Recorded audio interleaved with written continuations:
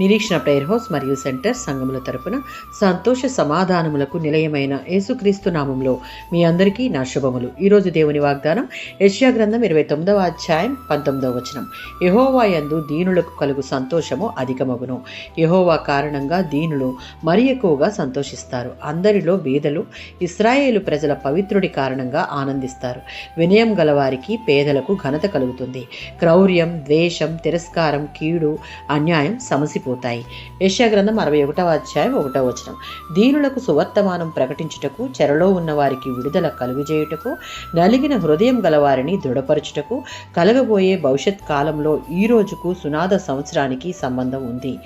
ఆ కాలంలో దాసులకు విడుదల కలుగుతుంది. ఈ వచనాలు దేవుడు తన ఆత్మ నుంచిన సేవకుడైన మెస్సియాతో సంబంధాన్ని సూచిస్తుంది. మత్తయి సువార్త 5వ అధ్యాయం 5వ వచనం.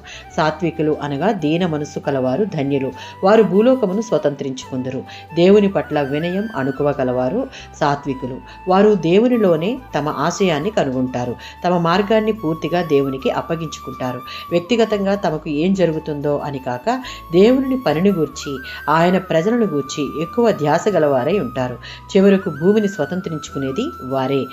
27వ సంకీర్తన 11వ చరణంలో ఉన్నట్లు వీరు భూమిని స్వతంత్రించుకొని వారు గొప్ప క్షేమాన్ని అనుభవిస్తూ ఆనందభరితులవుతారు. 25వ సంకీర్తన 9వ చరణం.